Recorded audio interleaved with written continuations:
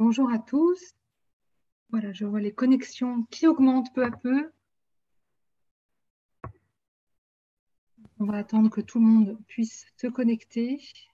Florence, là, je me 1 ou suis 2 minutes. déconnecté, reconnecté. Tu m'entends bien? Oui, Jean-Charles, on t'entend. Pas de Ok, problème. merci.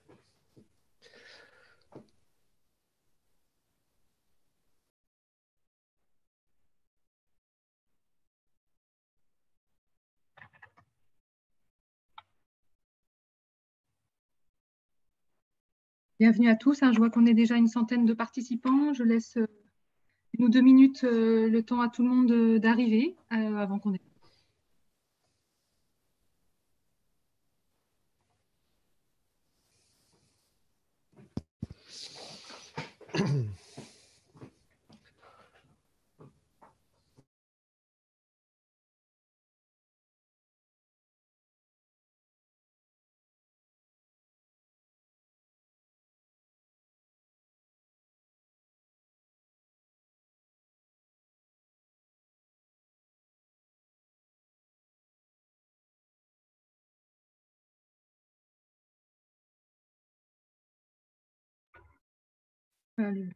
Les participants continuent à augmenter. On attaque dans 1 minute si ça vous va.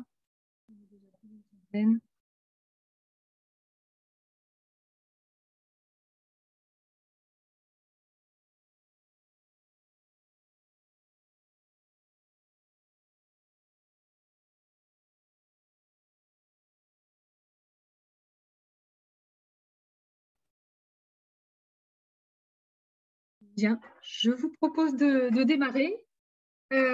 Bonjour à tous, bienvenue. Je suis heureuse de vous accueillir si nombreux, puisque comme plus de 120 à ce nouveau webinaire. Je vous propose de démarrer sans plus attendre. Je vais vous partager mon écran pour quelques mots de bienvenue avant qu'on passe la parole à notre territoire témoin.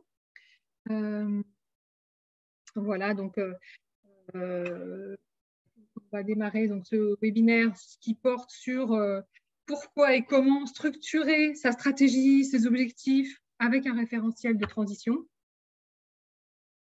J'arrive à passer à la diapo suivante, c'est encore mieux. Voilà.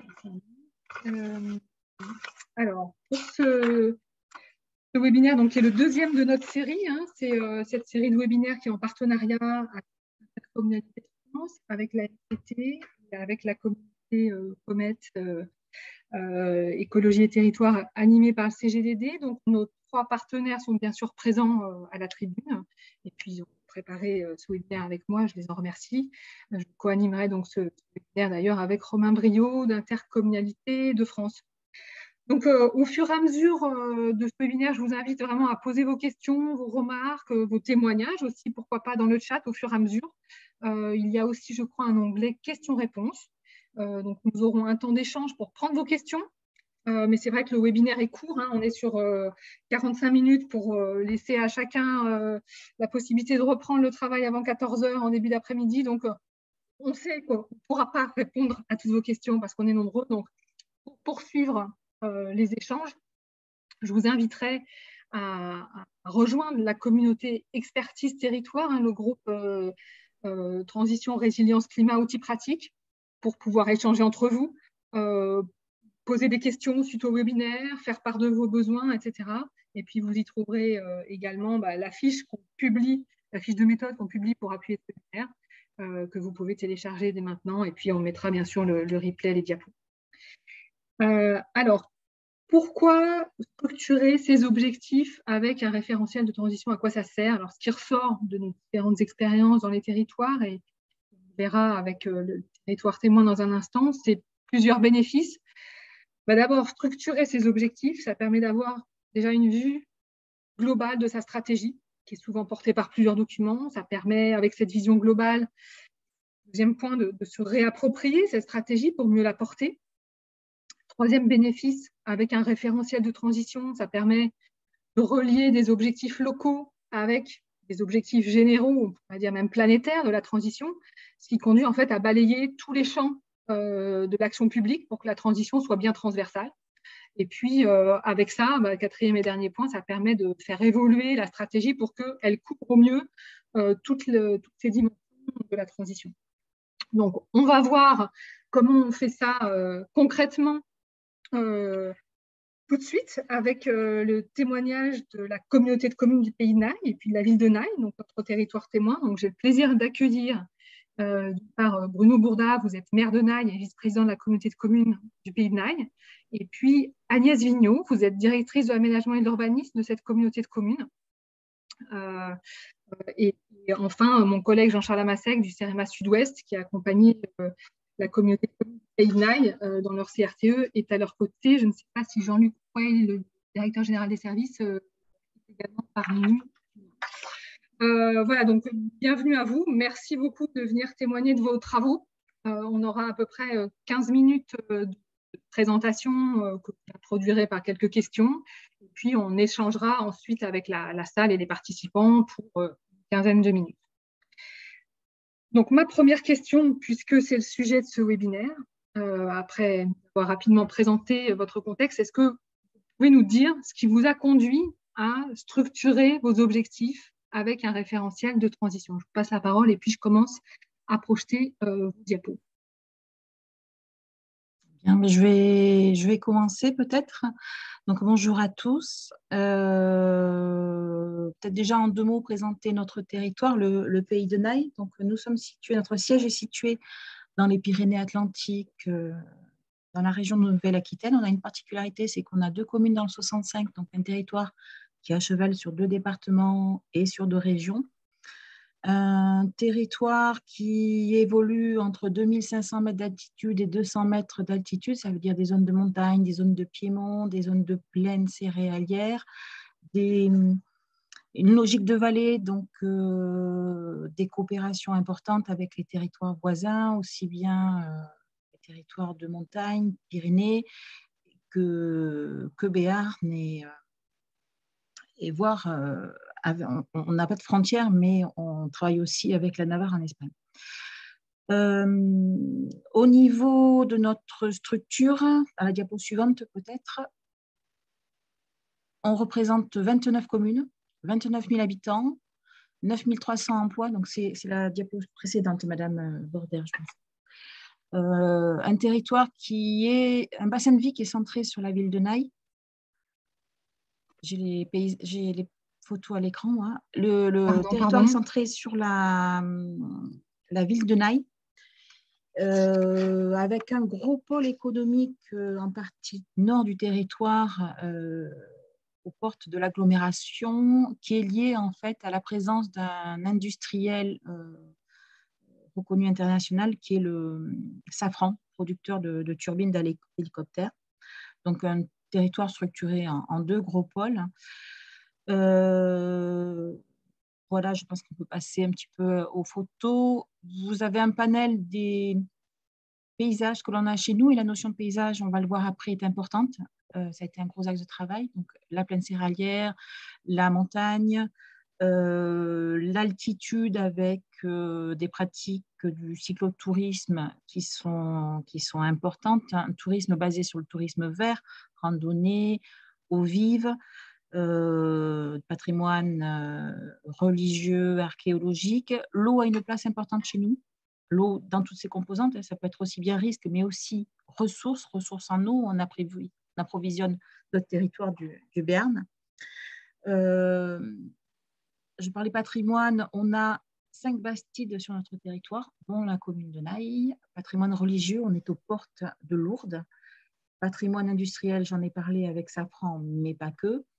Un terroir plutôt, qui est toujours vivant, avec toujours des marchés. Là, on voit une photo de celui de Naï qui met en valeur le terroir agricole.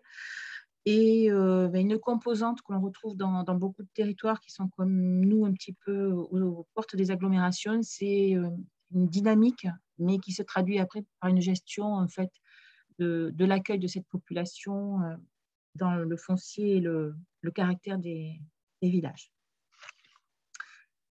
Au niveau de la stratégie territoriale, on est sur un projet territoire qui s'est démarré dans les années 2010-2011 pour structurer un projet à l'échelle de notre bassin de vie.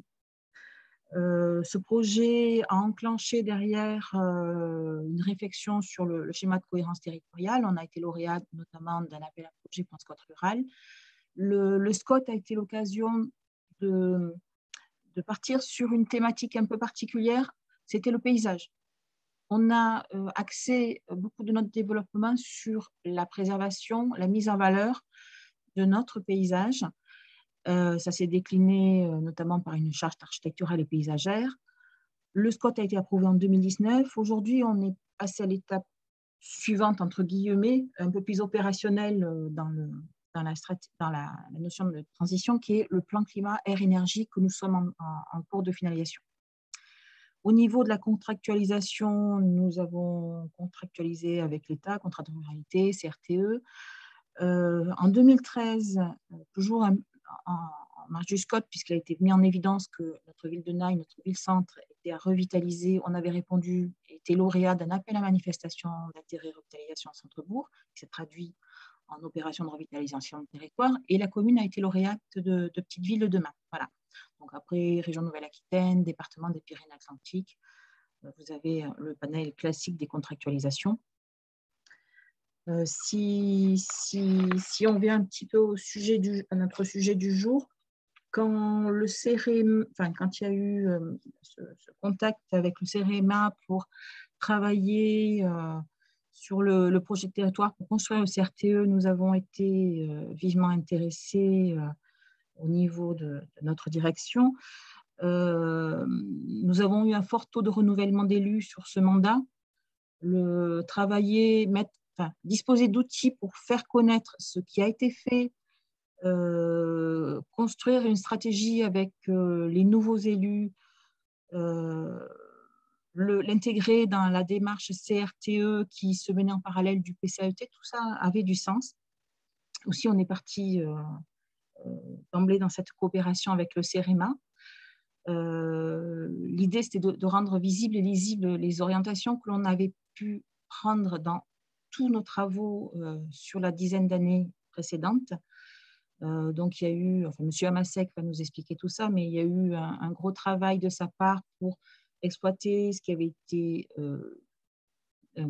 compris dans le SCOT, traduit dans les orientations, mis en évidence dans le plan climat et à travers tous les contrats. Et il a fallu trouver des outils pour le valoriser de façon synthétique pour en permettre l'appropriation par les élus, ce qui était la vocation initiale, mais aussi par les services. Parce que finalement, un territoire qui construit son projet, c'est un territoire qui prend des compétences, des services qui se créent, des agents qui arrivent, et ça a été aussi un moyen de faire connaître. Voilà. Monsieur Amasek, je vais peut-être vous laisser la parole pour poursuivre sur la construction des cartes. Oui, donc si je comprends bien, oui, donc vous avez cette richesse de documents stratégiques, et puis à l'occasion du CRTE, c'est l'occasion de remettre tout ça en perspective, toutes ces démarches. Et donc en termes de méthode, oui, Jean-Charles, si vous montre un peu ce qui a été réalisé, on va regarder ça. D'accord, alors je fonctionne à l'aveugle, je n'ai pas le retour diaporama, moi, donc juste on est sur la diapo numéro 12, là, c'est... Ou 13 plutôt, c'est ça. Oui. C'est la première carte. Hein. Oui. Ok, je vais avoir besoin d'être guidé. Voilà, donc comme le présentait Madame Vigneault, hein, donc on avait un volume de documents très important. Et donc l'idée du CRTE, hein, c'était que la collectivité formulait un projet de territoire qui servirait de base après de relation avec l'État. Donc l'idée, ça a été de faire un inventaire et en même temps une mise en cohérence de tous ces documents et contrats. Donc là, on ne va surtout pas essayer de lire ce qu'il y a dans la diapo, là, c'est juste pour que vous visualisez le résultat. Donc le premier inventaire a été guidé autour des 6 finalités de développement durable. Je vous les présenterai plus tard, hein. On a un petit temps sur la méthodo, donc on ne va pas rentrer dans le détail, mais vous voyez, à la périphérie de la carte, vous avez un système de petites étiquettes de couleurs qui permet de retrouver quelle est l'origine de l'action qui se retrouve sur la périphérie. C'est-à-dire qu'on a à la fois fait un travail de structurer la stratégie autour de ces 6 finalités et d'aller jusqu'à la déclinaison qui se retrouve dans chacun des contrats. Donc ça, c'est une première entrée, plutôt avec une vocation de structuration stratégique. Et donc, la diapo suivante, donc Oui. là, je fais toujours confiance en aveugle à Florence. Donc, on l'a recroisé avec la deuxième partie du référentiel de la norme qui s'articule autour de 12 domaines, qui sont plutôt des domaines métiers et qui répondent mieux à des politiques thématiques et à l'organisation des services tels que les transports, la sécurité, l'infrastructure et réseaux. Voilà cette approche-là.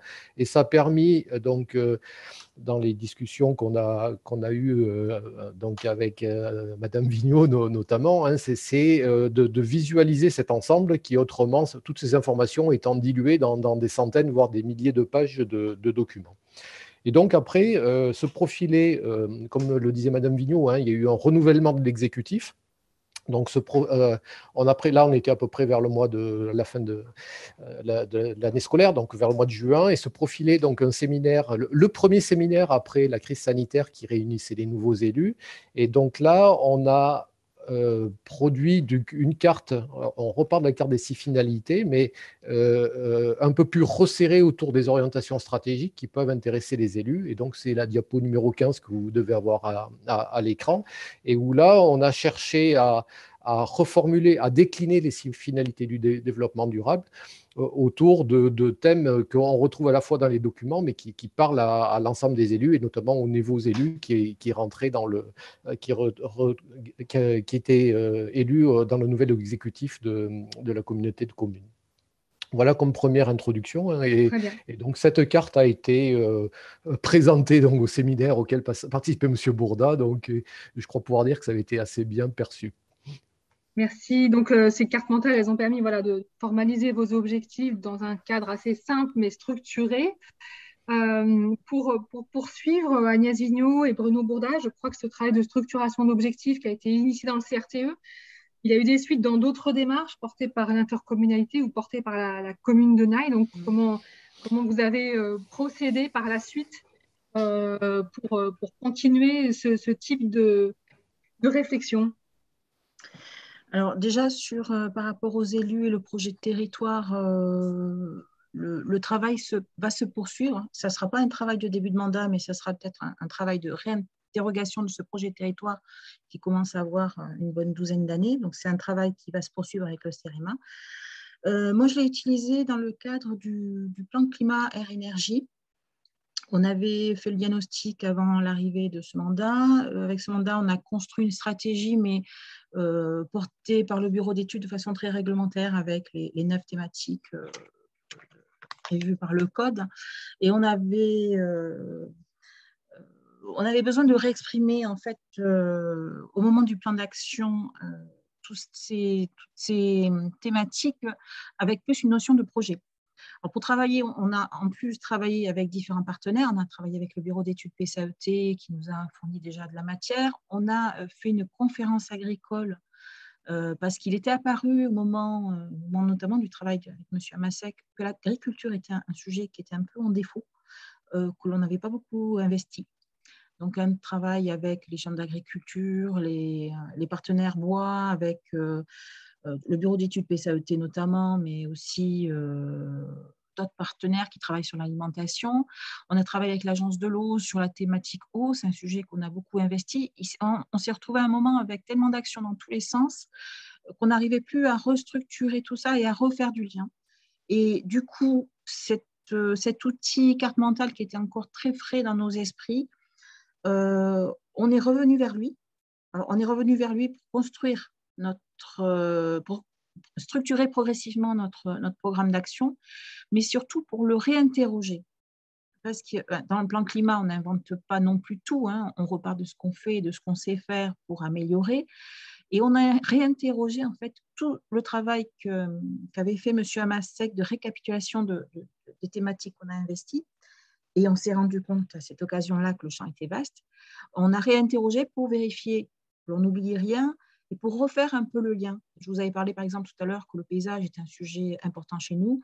On a recréé les liens à l'intérieur de nos actions entre ce qui avait déjà été mis en évidence par la porte d'entrée paysage pour mieux reformuler tout ça. Voilà. Donc, un travail qui nous a servi très concrètement. Et l'outil carte mentale et l'application, je me souviens plus le nom, M. Hamasek, je suis sûre qu'on se souvenait, nous a aussi bien servi. Xmind, voilà. Xmind, ouais. Pour faire les cartes mentales, merci. Monsieur Bourda, vous souhaitez poursuivre sur comment ça vous a inspiré pour la structuration de votre projet de Petite Ville de demain de Naï? Oui, bien sûr. Bonjour à tous. Effectivement, là, mon retour d'expérience, il est plutôt sur la méthode. On revient sur effectivement un peu l'historique de notre commune. Donc, elle était en 2014, effectivement, dans le dispositif AMI Centre-Bourg. Ensuite, il y a eu l'ORT. Ensuite, on a glissé presque normalement vers les petites villes de demain. Il se trouve que mon équipe et moi-même sommes arrivés en 2020. Donc, avant, il y a eu un passé, des textes et des stratégies déjà pas mal élaborées, plus l'élaboration au niveau de l'Interco avec Agnès et tout le travail réalisé sur les cartes mentales que vous avez vues, qui sont extrêmement complètes. Donc, voilà. Donc, on avait, moi, le souci qu'on avait, c'était justement de retranscrire un petit peu notre programme électoral, un programme des territoires. Donc, alors, il y a eu le Covid, 18 mois de flou, plus 18 mois d'expérience dans la municipalité avec mon équipe et mes adjoints. Et on a essayé, avec nos propres moyens à l'époque, un petit peu loin de tout le monde, et puisque le Covid nous a éloignés un petit peu tous les uns des autres, on avait essayé dans notre coin d'établir un projet de territoire très, très modeste. Mais bon, sincèrement, on a eu beaucoup de mal à avancer. On a mis beaucoup de bonne volonté. On a fait des séminaires, on s'est vu, mais on n'arrivait pas à sortir ce qui nous a paru évident après avec le travail avec le CEREMA, c'est-à-dire des projets, les structurer, etc. Donc, voilà, donc on était un peu dans une impasse. Et puis, quand on a vu le travail réalisé avec le CEREMA et l'Interco, mais qui datait déjà un petit peu, mais moi j'ai découvert aussi à ce moment-là, et qu'on nous a orientés dans le dispositif Petite Ville de demain vers le CEREMA. Donc, on a travaillé. Alors, on a tout reposé sur la table. Déjà, c'était presque 1 an et demi après notre élection. Donc, on avait pris du recul, on avait retravaillé des tas de choses dans notre coin, mais l'aide du CEREMA nous a été extrêmement précieuse. Et justement, on a requalifié. Voilà, donc vous voyez la carte mentale qui est beaucoup plus modeste et plus simple, moi je dirais, que celle de l'Interco. Mais ce qui m'intéressait, moi, surtout, c'était les actions. Voilà, on avait du mal à mettre en action tous nos projets passés. Et voilà, et donc on a travaillé avec le CEREMA, on a retravaillé sur des séminaires, 3 ou 4 de suite, accompagnés par le CEREMA. Donc on a créé cette carte mentale. Et moi, ce qui m'intéressait, encore une fois, c'était l'évolution derrière sur les projets. Donc, on a fait une documentation, et qu'on a pu faire un document de synthèse sur tous les projets que vous avez en gros en bleu sur la carte, auprès de nos concitoyens et que le projet paraisse clair pour tout le monde. On a réalisé les fiches actions et maintenant on est en train de réaliser les actions. Voilà, donc et toute cette démarche très très structurée dans laquelle le CEREMA nous a accompagnés. Voilà, donc là, moi je peux témoigner là-dessus d'une manière assez claire, parce qu'on a été et j'ai connu beaucoup d'écueils avant. Ce que je voulais dire aussi, c'est qu'on n'est pas forcément et uniquement dans les actions. On s'est rendu compte qu'il a fallu que l'on restructure nos agents, nos cadres, etc., de manière à trouver un interlocuteur, à un élu, à chaque fois un cadre, pour pouvoir avancer dans les actions. ce qui est le propre justement de la fiche action, hein, c'est-à-dire qu'il y a une personne, un élu désigné, mais également un agent. Voilà, donc tout ça, ça a donné du sens. Aujourd'hui, clairement, sur la commune, sur notre projet de territoire à nous, qui est également, évidemment, une déclinaison du projet de territoire et de notre comité de communes, évidemment, hein, dans certains domaines, notamment les domaines dont parlait Agnès tout à l'heure, mais bon, mais nous, on avait des projets aussi très, très concrets. Donc voilà, donc nous, ce qu'on essaie de faire, et encore une fois, c'était se projeter dans les actions. Là, on est en train, donc on les a planifiées dans le temps. On a en quelque sorte hiérarchisé nos objectifs. Hein. C'était pas évident il y a 1 an et demi. Maintenant, c'est carrément clair et maintenant, on est à la phase d'action. Voilà ce que je pouvais vous dire très rapidement sur notre expérience avec le CEREMA. Merci beaucoup. Donc, si je comprends bien, cette structuration, elle vous aide aussi à passer à l'opérationnel. Ce référentiel, finalement, pour structurer les objectifs, sa stratégie, c'est un peu un référentiel tout-terrain qui peut s'utiliser dans plusieurs types de démarches, CRTE, PCAET, ça peut inspirer aussi la structuration du projet de demain sur NAI, donc tout ça dans l'emboîtement quelque part de démarches avec le même référentiel qui peut servir pour ça. Merci beaucoup pour votre retour d'expérience. On va commencer à passer à la séquence questions-réponses. Donc, je vous laisse, les participants, et on est nombreux, continuer à poser vos questions dans le chat ou dans les questions-réponses. Je vais les poser pour vous à nos témoins. Juste avant, je voulais avoir un tout petit complément de la part de mon collègue Jean-Charles Amassec. Si tu peux, Jean-Charles, nous en dire un petit peu plus sur la méthode, et en particulier sur la grille de lecture utilisée, donc des 6 finalités et des 12 domaines d'action. Oui, voilà. Donc, juste un petit rappel. Hein, Alors, Jean-Charles, je ne t'entends plus.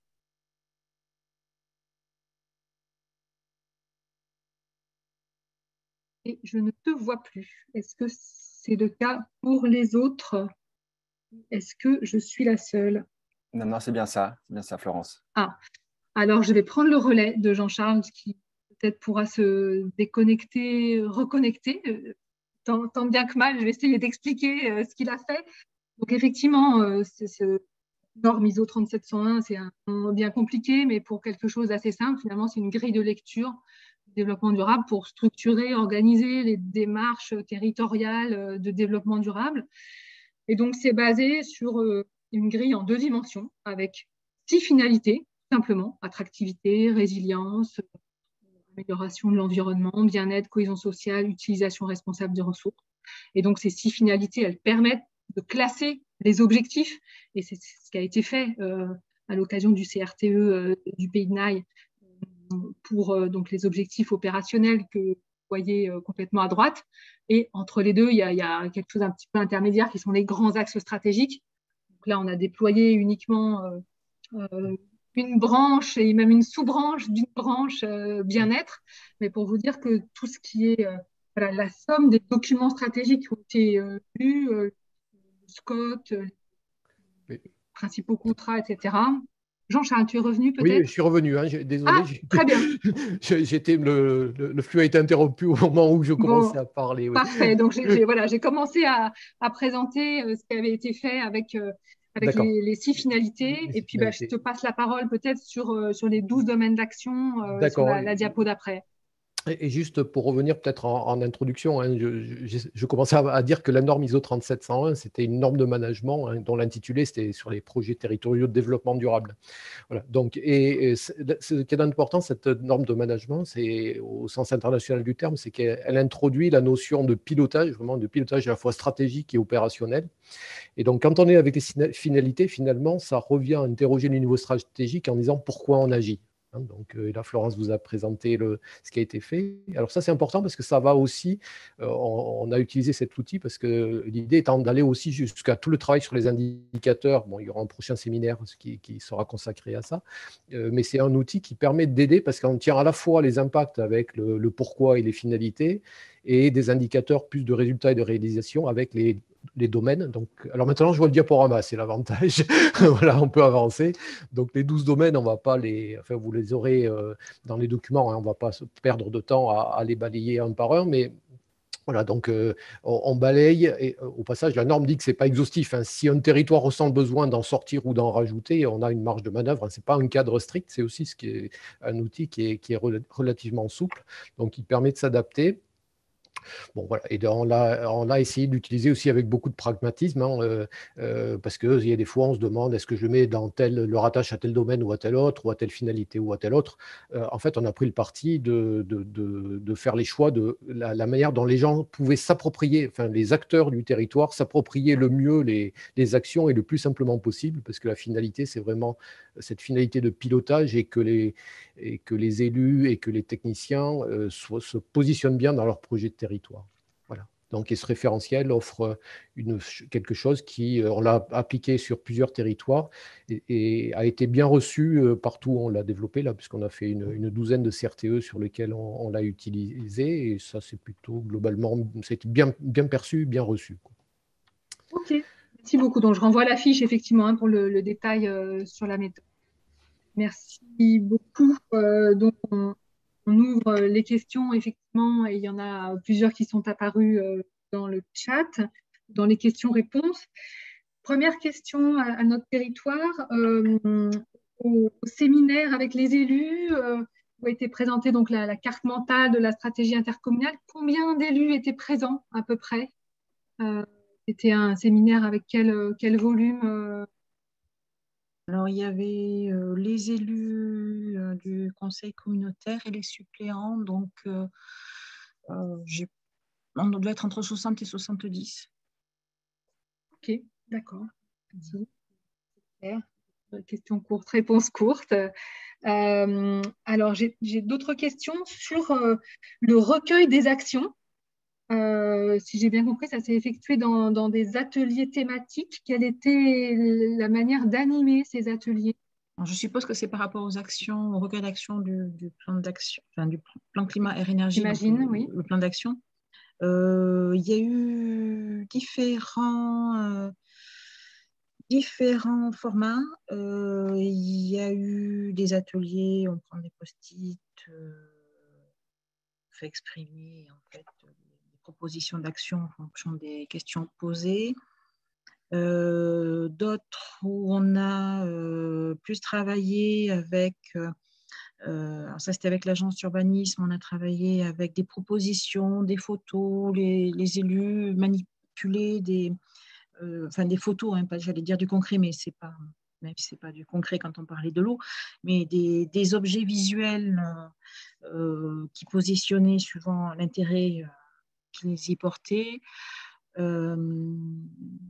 On les a fait travailler sur de la hiérarchisation, donc on travaille avec des gommettes en fonction de tout ce qui avait été ciblé. Là, je suis toujours sur les ateliers hauts, en fonction de tout ce qui avait été émis lors des premiers ateliers, identifié lors des premiers ateliers, hiérarchisés, gommettes rouges, gommettes vertes, ce qui souhaitait investir dans ce plan de climat.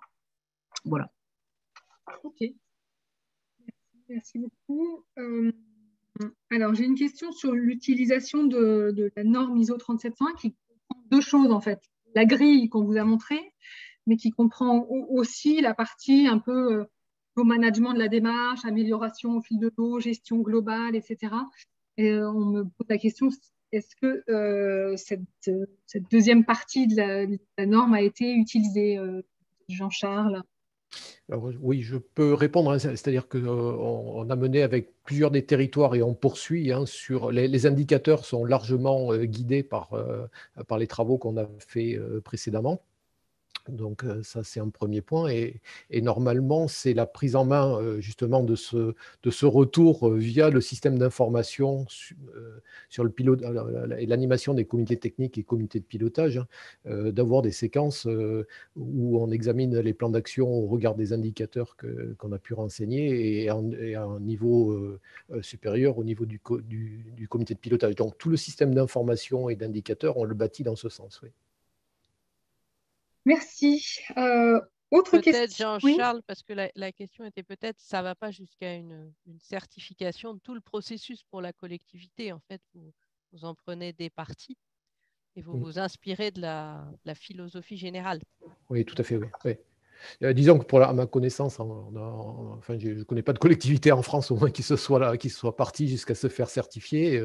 Après, c'est un peu comme la qualité, hein, des entreprises ou les institutions qui ont un bon système de management pour garantir la qualité de leur production. En général, quand elles passent au stade de certification, il y a un peu de remise en ordre de concept et ça se passe bien, quoi. Voilà. Okay. Donc nous, on en est resté à la philosophie de la norme et à une application, je vais dire, pragmatique, hein, parce que le but du jeu, c'est vraiment de faciliter l'appropriation à tous les étages du niveau stratégique et du niveau opérationnel du projet de territoire dans son ensemble. Oui, c'est ça, dans une vision vraiment transversale pour nous. Et systémique, hein, aussi, c'est important parce que c'est souvent l'organisation classique de tout le monde. Hein. Enfin, je fais sur les collectivités, les services de l'État, enfin, on raisonne souvent par métier et on finit par s'isoler un peu des collègues avec qui on interagit, quoi. Alors, autre question, et peut-être que M. Bourda pourra répondre. On nous demande, avez-vous réussi à associer à chaque objectif les organismes pouvant subventionner les diverses actions? Alors oui, ça c'est une question qui semble vécue effectivement, mais dans les fiches actions, il y a un travail préalable pour l'identification justement de toutes de toutes les instances qui sont susceptibles de subventionner. Alors effectivement, oui. Donc et après on essaie de croiser dans la fiche action justement ce panel d'acteurs pour justement après faire en sorte que la fiche action elle aille jusqu'au bout, c'est-à-dire elle aille jusqu'au financement. Et au subventionnement, bien sûr. Évidemment. Très bien. Alors, peut-être une dernière question, parce que je vois que le temps tourne. On nous demande si on a d'autres retours d'expérience de ce type de méthode, mais en utilisant un autre référentiel, celui des 17 objectifs de développement durable. Ou est-ce que ce serait trop compliqué, moins lisible? Bon, effectivement, on a présenté là un travail avec un référentiel qui était celui-ci, avec les 6 finalités et 12 domaines en 2 dimensions. Il y en a un autre qui est les objectifs de développement durable actés par l'ONU. Donc, c'est effectivement un autre référentiel qui est très approprié pour structurer ces objectifs. Et là, vous avez dans le chat un certain nombre d'expériences, de territoires qui se sont saisis de ce référentiel pour structurer, organiser leurs projets, réfléchir à leurs projets. Donc, vous pourrez aller voir tout ça. Et dans la fiche également, on a cas de l'expérience de la ville de Niort en la matière de structurer tout le projet de territoire avec les objectifs de développement durable. Donc, vous pourrez aller voir tout ça. Il nous reste 7 minutes à peu près. Est-ce qu'au niveau des questions, il y a d'autres choses ou est-ce qu'on a balayé l'essentiel des questions, auquel cas je passe un peu à la conclusion, ou est-ce que nos témoins voulaient rajouter quelque chose?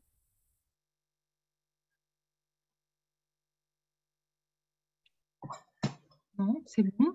Alors, juste sur les référentiels pour terminer, donc on a parlé de 3701, de celui des ODD. Il y a d'autres référentiels qui sont portés par des labels. Et on peut penser au label porté par l'ADEME, Territoire engagé dans la transition écologique. Je ne sais pas si notre collègue de l'ADEME est là ou non, mais je ne crois pas qu'il nous ait rejoint. Et puis, un label porté également par le CETA Efficacity et qui englobe ce label de l'ADEME et qui s'appelle Durable et Innovante. Juliette, est-ce que tu veux en dire 2 mots, puisqu'on a un tout petit temps avant de conclure? Oui, ça peut être une manière de répondre. En fait, tous ces référentiels sont relativement convergents. Hein. Il y a d'ailleurs eu des travaux pour les faire se rencontrer, se croiser. Donc, typiquement, la 3701 fait référence aux ODD, les indicateurs aussi. Donc, voilà, globalement, tous ces référentiels se ressemblent à chaque fois. Ils ont tous une petite entrée spécifique. Le plus important, je pense que Jean-Charles serait d'accord, c'est celui qui parle au territoire. Il y a aussi les territoires qui souhaitent adapter, ça se fait beaucoup, adapter un référentiel à leur spécificité territoriale. Par exemple, je pense à Nantes Métropole, je pense à Angers-Loire Métropole qui a utilisé le Donut. Voilà, donc il y a différents outils. Vous aurez l'occasion, je fais un peu de pub, d'avoir aussi la boussole de la résilience, un autre référentiel. Voilà, donc il y a différents labels. Enfin, il y a différents référentiels. Certains mènent à des labels, d'autres non. Je pense que le plus important, c'est effectivement de trouver les outils qui parlent au territoire. Voilà. Et Oui, tout d'aller à fait. voir, voilà, on vous laisse aller voir les différents exemples. Puis C'est n'hésitez pas à partager aussi dans Expertise Territoire vos propres expériences. voir celui, le référentiel qui vous parle le plus au niveau local. Alors, quelques mots de conclusion pour terminer et vous dire qu'on n'a pas pu utiliser tout le sujet. Et donc, pour poursuivre les échanges, je vous invite vraiment à connecter à ce groupe sur la plateforme Expertise Territoire qui relaye les webinaires sur les outils pratiques de la transition de la résilience. Et dans lequel vous pourrez échanger, partager vos expériences, poser des questions, faire part de vos besoins qui pourraient donner à d'autres webinaires, etc. Donc vraiment, n'hésitez pas, on est déjà 120 sur cette communauté, je pense qu'elle peut largement s'élargir pour ouvrir la discussion là-dessus, et ça fait partie des ressources aussi qu'on constitue tous les uns pour les autres. Ensuite, pour la suite, je vous invite dès maintenant à répondre au petit questionnaire de satisfaction. On va avoir 6 questions sur ce qui vous a plu ou moins plu lors de ce webinaire. Ça nous permettra de nous améliorer pour la suite. Je crois que le lien est dans le chat. Et puis, vous pouvez dès maintenant télécharger la fiche de méthode qui appuie le webinaire. On mettra très vite le replay et les diapos en ligne. Et puis, je vous donne rendez-vous, bien sûr, pour le prochain webinaire, donc le numéro 3, sur suivre et piloter sa stratégie. Donc, vous pouvez vous inscrire sur le lien qui est dans le chat. Alors, avec le webinaire d'aujourd'hui, on a des pistes pour structurer votre stratégie, mais une fois structurée, encore faut-il réussir sa mise en œuvre. C'est également essentiel. Donc, je vous invite à vous inscrire au prochain webinaire, donc le 27 septembre, sur le même format, le même horaire, un témoignage de territoire aussi intéressant. Donc, venez nombreux. Un petit mot de la fin pour remercier encore la communauté de communes du Pays de Naï et la ville de Naï de leur témoignage. Et puis, merci à tous pour votre participation. Avec plaisir, bonne journée. Merci beaucoup. Bonne fin de journée. Merci à tous. Au revoir.